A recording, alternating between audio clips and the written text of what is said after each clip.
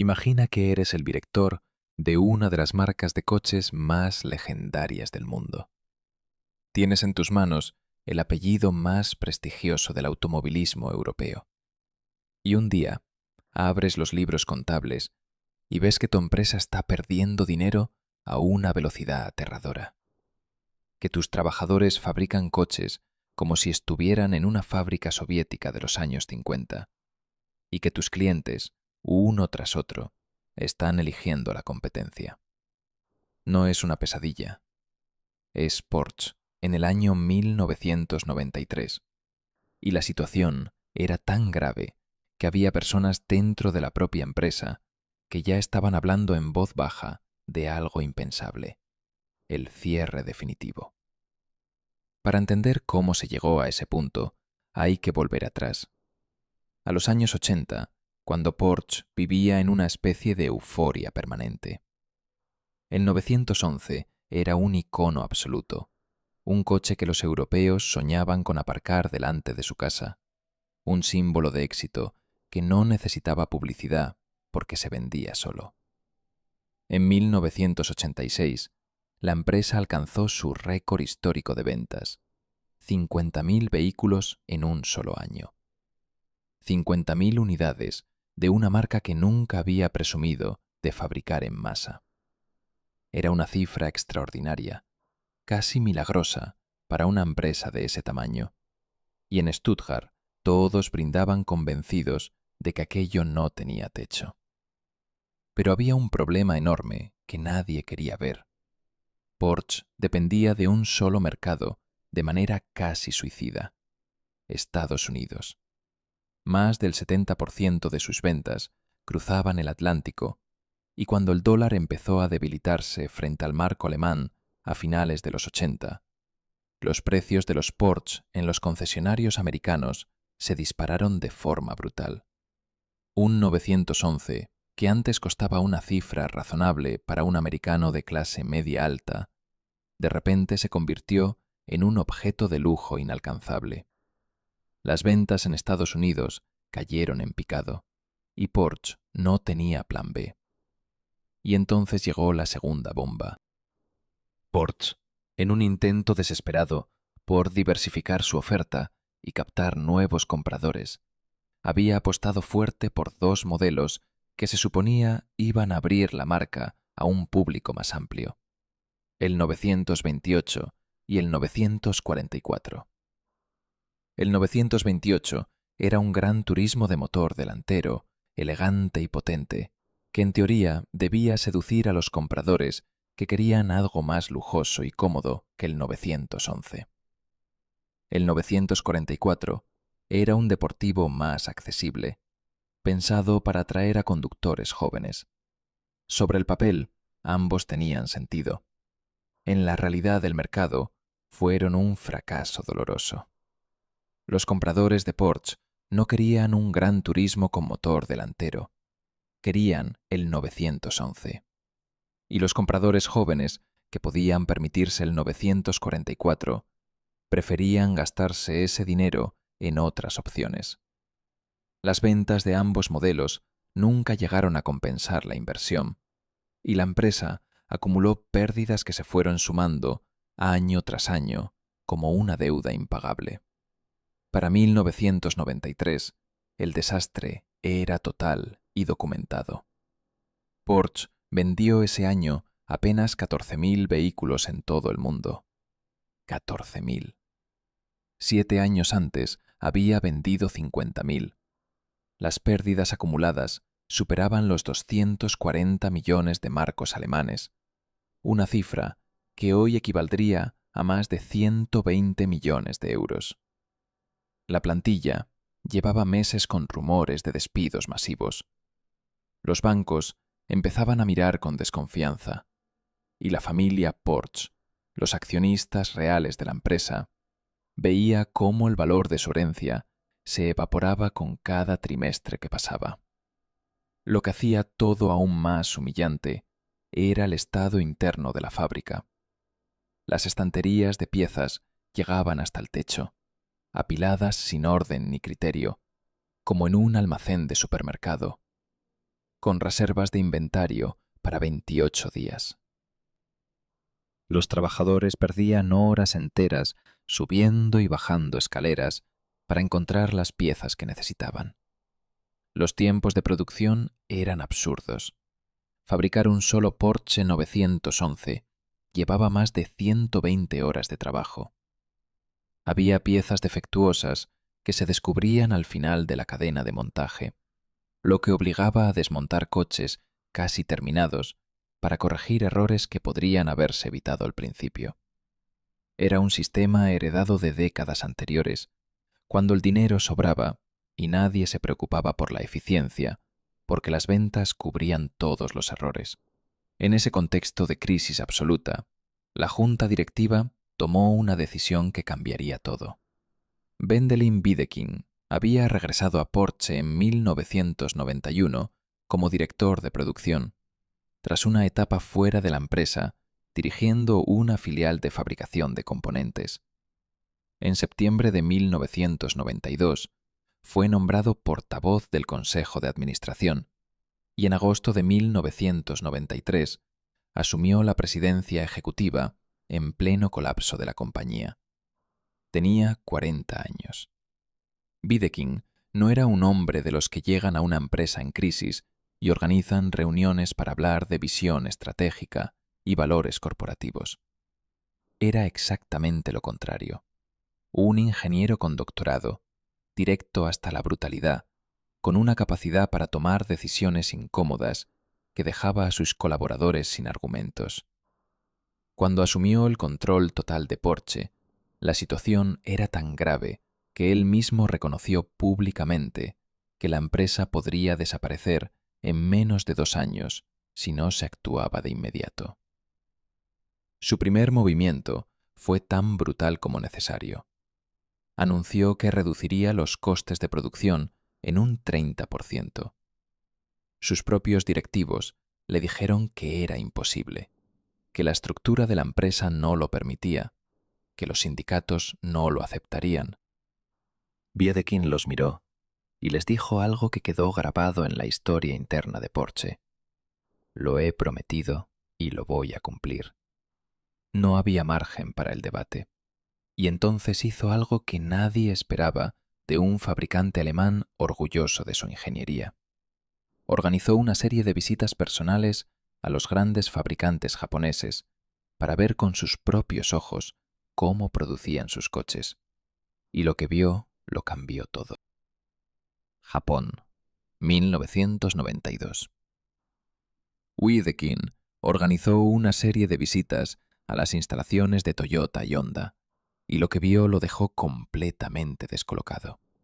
No porque los japoneses tuvieran robots del futuro ni tecnología alienígena, sino porque todo era escandalosamente simple, ordenado y eficiente. Cada pieza estaba exactamente donde debía estar. Cada movimiento de cada operario tenía un propósito medido al segundo. No había almacenes gigantescos llenos de piezas apiladas hasta el techo. No había coches desmontados a mitad de la cadena esperando que alguien corrigiera un error del principio. Era como ver una orquesta afinada al milímetro comparada con una banda de música de pueblo donde cada músico toca a su ritmo. Wiedeking volvió a Stuttgart con una certeza absoluta. Lo que había visto en Japón no era el futuro, era el presente. Y Porsche llevaba décadas fabricando coches de una manera que era, en comparación, primitiva. Eso, para una empresa alemana orgullosa de su ingeniería centenaria, era algo difícil de digerir. Pero Wiedeking no tenía tiempo para el orgullo herido. Tenía una empresa que se hundía y una sola bala en la recámara. Lo que hizo a continuación fue tan audaz que todavía hoy genera admiración entre los estudiosos de gestión empresarial. En lugar de enviar a sus ingenieros a aprender fuera, trajo a Japón a Stuttgart. Contactó con el grupo Shingijutsu, una empresa formada por ex ingenieros de Toyota especializados en implementar el sistema de producción de la marca japonesa en otras empresas de todo el mundo. El hombre que encabezaba esa misión en Porsche era Chihiro Nakao, un consultor con 27 años de experiencia directa dentro de Toyota, donde había sido formado personalmente por Taiichi Ohno, el creador del propio sistema de producción de la marca. Nakao no era un consultor de PowerPoints y reuniones, era un hombre que entraba en las fábricas, miraba y actuaba sin contemplaciones. El día que Nakao entró en la planta de Zuffenhausen, se convirtió en una leyenda dentro de Porsche. Recorrió las instalaciones en silencio durante un rato, mirando las estanterías repletas, los trabajadores subiendo escaleras para alcanzar piezas, los coches a medio terminar esperando correcciones. Y entonces dijo en voz alta, delante de los directivos alemanes que lo acompañaban, que aquello parecía más un almacén que una fábrica. Luego añadió su veredicto final, que nadie en la sala olvidaría. Planta terrible, pero hay esperanza. No fue un insulto diplomático, fue un diagnóstico clínico, y Wiedeking lo tomó exactamente así. Lo que vino después fue una transformación tan rápida y tan radical que todavía hoy sorprende. En una escena que se convirtió en parte del folclore interno de Porsche, Nakao le entregó a Wiedeking una sierra circular y le dijo que la altura de cada estantería de la fábrica debía reducirse a la mitad para agilizar el flujo de inventario. Y Wiedeking, el presidente ejecutivo de una de las marcas más prestigiosas de Europa, agarró la sierra y recorrió la fábrica en un espectacular chorro de chispas, mientras cortaba la parte superior de cada estantería. El mensaje era inequívoco. Aquí nada es sagrado si no funciona. Se eliminaron miles de metros cuadrados de almacenaje innecesario. Se rediseñaron las líneas de montaje para que los errores se detectaran al principio del proceso y no al final. Los inventarios, que antes cubrían 28 días de producción, se redujeron primero a 7 días y luego a apenas 1.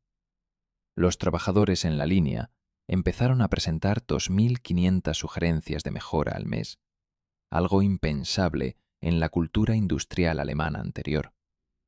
Y el tiempo de fabricación de un 911, que antes superaba las 120 horas, cayó a 60 horas en pocos años.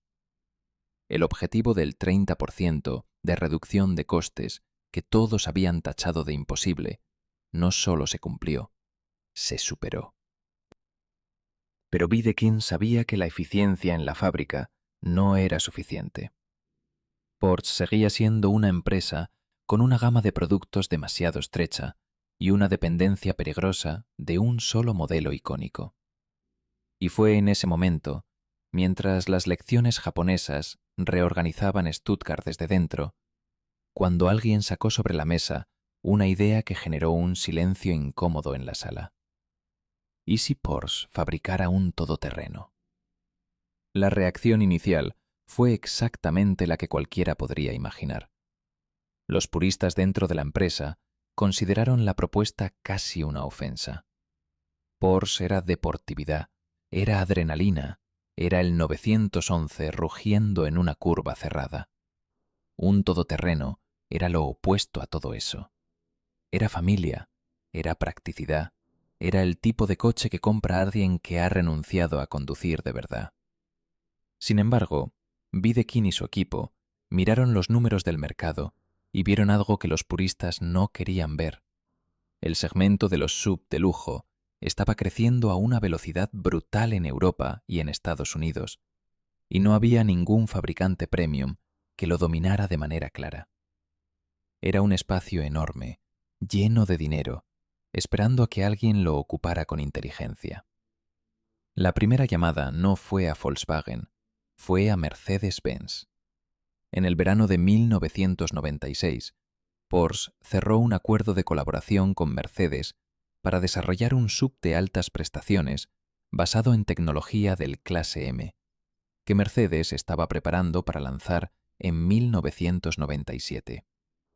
La idea era un Porsche con diseño propio, mucha tecnología Mercedes y motores y chasis de Stuttgart.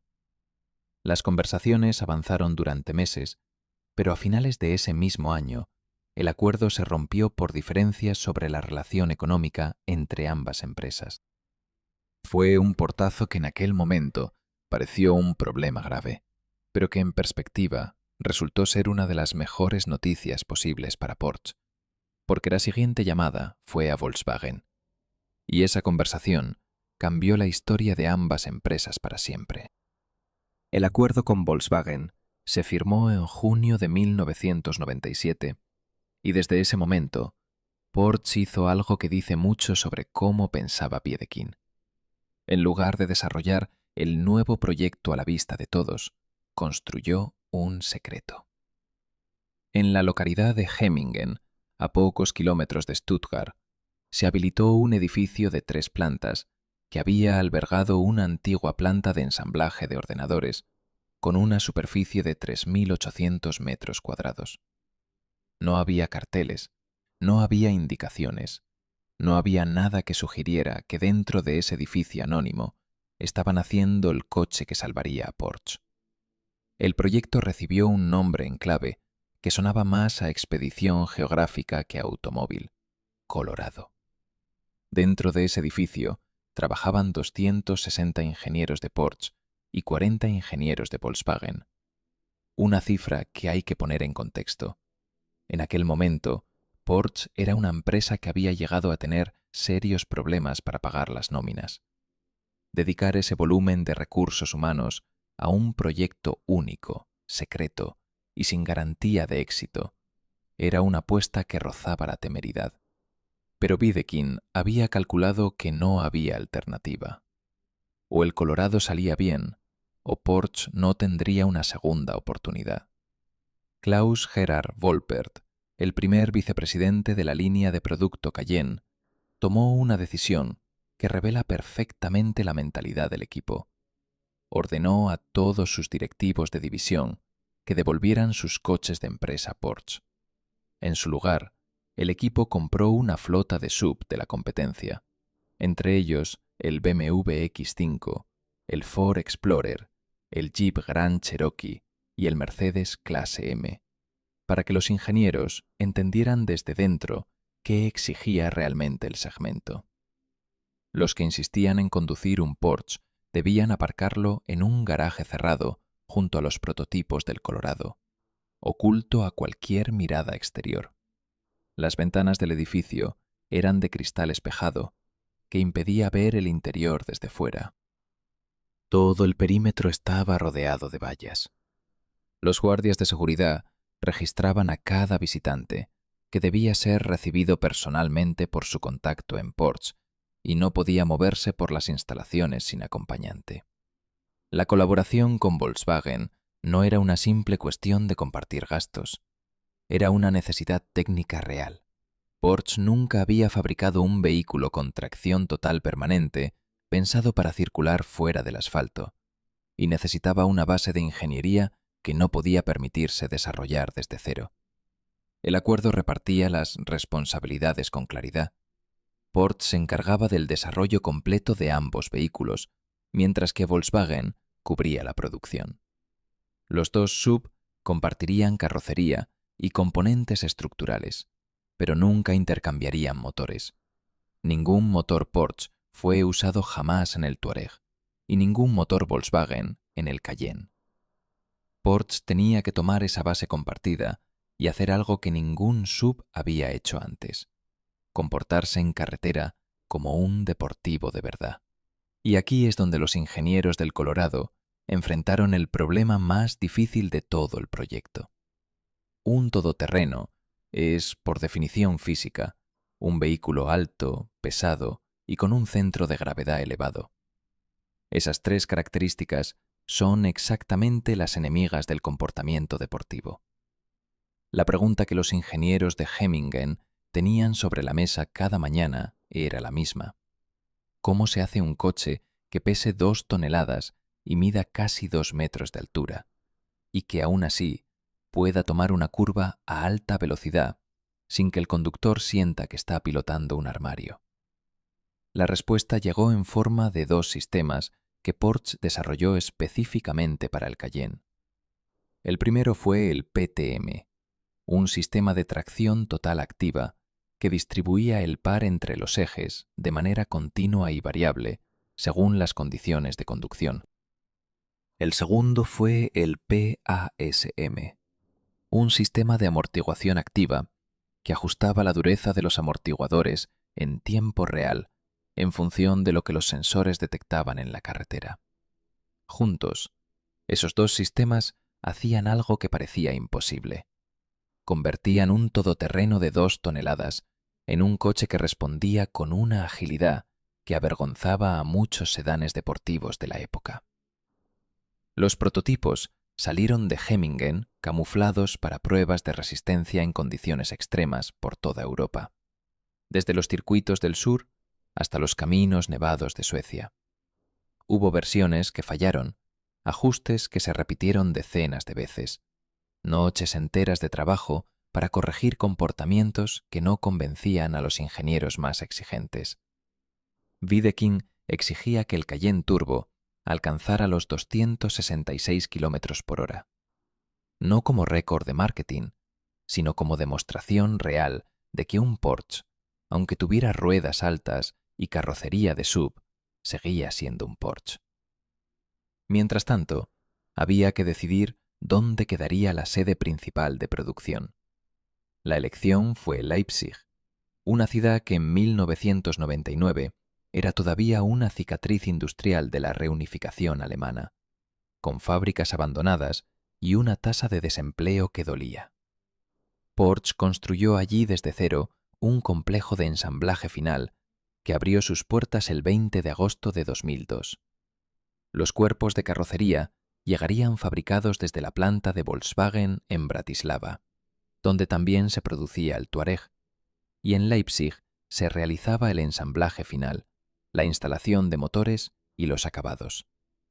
Era una solución que combinaba la eficiencia de la plataforma compartida con la identidad alemana que Porsche necesitaba mantener en su producto estrella, y que además creó miles de puestos de trabajo en una región que los necesitaba con urgencia. El 20 de agosto de 2002, las puertas de la fábrica de Leipzig se abrieron y el Cayenne salió al mundo. Y el mundo, al menos la parte del mundo que se consideraba entendida en coches, reaccionó con una hostilidad que hoy resulta casi cómica en retrospectiva. Los foros de Internet, que en aquella época empezaban a convertirse en el lugar donde los aficionados al motor volcaban sus opiniones sin filtro, se llenaron de comentarios furiosos. Los propietarios históricos de Porsche sentían que la marca les había traicionado. Periodistas especializados escribieron columnas enteras argumentando que Porsche había vendido su alma por dinero. Hubo quien comparó el Cayenne con un pecado capital del automovilismo europeo, con una herejía cometida contra todo lo que la marca había representado durante décadas. Y hay que ser honesto, algunas de esas críticas tenían cierta base estética. El Cayenne de primera generación no era precisamente un prodigio del diseño. Era alto, voluminoso, con unas proporciones que costaba reconciliar mentalmente con el apellido Porsche. Comparado con la silueta inconfundible del 911, aquel SUV parecía pertenecer a otra galaxia. Los puristas tenían razón en una cosa: el Cayenne no se parecía a nada que Porsche hubiera fabricado antes. Pero precisamente eso era lo que necesitaba la empresa para sobrevivir. Porque mientras los puristas debatían en Internet, algo completamente diferente estaba ocurriendo en los concesionarios. Las listas de espera para el Cayenne empezaron a crecer desde el primer mes. No eran los clientes tradicionales de Porsche los que llegaban a firmar contratos. Eran empresarios, profesionales exitosos, familias con poder adquisitivo alto que querían un coche que combinara prestaciones reales con espacio y versatilidad. Eran exactamente el tipo de comprador que Porsche nunca había podido captar con el 911 y que ahora entraba en los concesionarios de la marca por primera vez en su vida. En su primer año completo de ventas, el Cayenne superó todas las previsiones internas. En los años siguientes, las cifras siguieron creciendo de una manera que los propios directivos de Porsche describieron como inesperada incluso para ellos. Para mediados de la década de 2000, el Cayenne no era simplemente un modelo exitoso dentro de la gama de Porsche, era el motor económico de toda la empresa. En 2005, representaba ya 1/3 de todas las ventas globales de Porsche, y esa proporción no dejó de crecer en los años posteriores. Sin el Cayenne, no hay 911. Sin el Cayenne, no hay Boxster. Sin el Cayenne, posiblemente no hay Porsche. Es una verdad incómoda para los puristas, pero es la verdad. La primera generación vendió 275.000 unidades. El millón de Cayennes fabricados llegó 20 años después del lanzamiento, en un tiempo que el 911, con toda su leyenda, tardó el triple en alcanzar. Los críticos habían dicho que el Cayenne destruiría la marca. Lo que hizo fue exactamente lo contrario. En España, el impacto del Cayenne fue especialmente notable. El mercado español de los años 2000 vivía un boom económico que puso el lujo al alcance de una clase media alta que crecía con rapidez.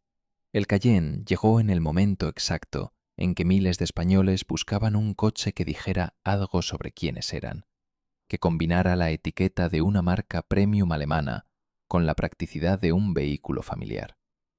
Se convirtió en un símbolo visible del éxito personal, en las calles de Madrid, en los accesos a las urbanizaciones de la costa mediterránea, en los aparcamientos de los restaurantes de Barcelona. Era el coche que veías y que te decía, sin necesidad de palabras, que su dueño había llegado a algún sitio. Y el fenómeno se extendió incluso hasta Andorra, ese pequeño territorio enclavado en los Pirineos que los españoles conocen perfectamente como destino de compras. En 2024, Porsche se convirtió en la segunda marca más vendida del país, con un crecimiento del 57% en un solo año. Y el Cayenne ocupó el tercer puesto entre los coches más vendidos del territorio. En un país donde el parque automovilístico refleja con precisión quirúrgica el gusto de sus vecinos españoles y franceses, esa cifra no es un accidente. Es la confirmación de que el Cayenne, 2 décadas después de su lanzamiento, sigue siendo exactamente lo que Porsche necesitaba que fuera: un deseo. El éxito del Cayenne hizo algo que el dinero siempre hace cuando llega demasiado rápido a manos de alguien inteligente. Lo convenció de que era invencible. Wiedeking había transformado una empresa moribunda en una máquina de generar beneficios. Había humillado a los escépticos, había silenciado a los puristas con cifras de ventas, había convertido Porsche en la marca de automoción más rentable por vehículo vendido del planeta. Y entonces cometió el error clásico del hombre que ha ganado demasiado. Decidió que podía ganar aún más. La idea era, en términos técnicos, una locura absoluta. Porsche, una empresa que fabricaba menos de 100.000 vehículos al año, intentaría hacerse con el control de Volkswagen, un gigante industrial que producía varios millones de coches anuales, aproximadamente 50 veces más que Porsche en volumen de vehículos. Era como si un restaurante de barrio intentara comprar la cadena de supermercados que le suministra los ingredientes. La estrategia que Wiedeking diseñó junto al director financiero Holger Harter no fue una oferta de compra convencional. Fue una operación financiera de una sofisticación y un riesgo que dejó a los analistas de medio mundo con la boca abierta. Porsche empezó a acumular acciones de Volkswagen en silencio desde 2005, utilizando instrumentos financieros derivados llamados opciones, que le permitían controlar grandes paquetes de acciones sin declararlos públicamente de manera inmediata. Durante meses, mientras el mercado no entendía exactamente qué estaba pasando, Porsche fue construyendo una posición que en octubre de 2008 reveló en toda su magnitud. La empresa controlaba más del 74% de las acciones de Volkswagen, entre participación directa y opciones acumuladas. En ese momento, la acción de Volkswagen se disparó de manera tan vertical y tan violenta que durante 48 horas Volkswagen se convirtió, sobre el papel, en la empresa más valiosa del mundo. Los fondos de inversión que habían apostado contra Volkswagen perdieron miles de millones en cuestión de horas. Fue uno de los episodios más salvajes de la historia bursátil europea. Pero entonces llegó Lehman Brothers. El colapso financiero global de 2008 no distinguía entre genios y temerarios, y Porsche, que había financiado toda la operación con deuda, se encontró de repente con más de 10.000 millones de euros que los bancos reclamaban con una urgencia que no admitía negociación. El castillo de naipes que Wiedekind había construido con una habilidad extraordinaria se desmoronó en semanas. Porsche no podía refinanciar su deuda, no podía completar la compra de Volkswagen y no podía tampoco dar marcha atrás sin asumir pérdidas devastadoras. El desenlace fue una ironía perfecta. Volkswagen, la empresa que Porsche había intentado absorber, terminó siendo quien rescató a Porsche. En 2009, Volkswagen comenzó el proceso de integración que culminó con Porsche convirtiéndose en una filial del grupo Volkswagen, exactamente lo contrario de lo que Wiedekind había planeado. El hombre que había salvado Porsche de la quiebra en los 90 y que había construido el Cayenne desde cero, fue despedido en julio de 2009. Recibió una indemnización de 50 millones de euros, una cifra que generó semanas de debate público en Alemania sobre la moral de los bonus ejecutivos. Posteriormente, enfrentó investigaciones judiciales por manipulación de mercado, aunque finalmente fue absuelto en 2016. Lo que Wiedekind dejó atrás, sin embargo, era innegable. El Cayenne no solo había salvado Porsche, había reescrito las reglas del segmento premium para toda la industria. Antes del Cayenne, la idea de que una marca deportiva de lujo podía construir un SUV sin destruir su reputación era considerada imposible. Después del Cayenne, BMW aceleró el desarrollo del X5. Mercedes reforzó su apuesta por el MM. Maserati creó el Levante. Lamborghini fabricó el Urus. Ferrari anunció el Purosangue. Todos ellos llegaron después. Todos ellos miraron los números del Cayenne y entendieron que el mercado había cambiado para siempre. Y la ironía más grande de toda esta historia es que el coche que nació para salvar a Porsche terminó rediseñando los planes de sus rivales más poderosos. Si esta historia te ha enganchado tanto como a mí me apasiona contarla, dale a me gusta, déjanos en los comentarios qué coche quieres que analicemos la próxima vez y suscríbete para no perderte ninguna entrega. Cada semana hay una historia así esperando ser contada.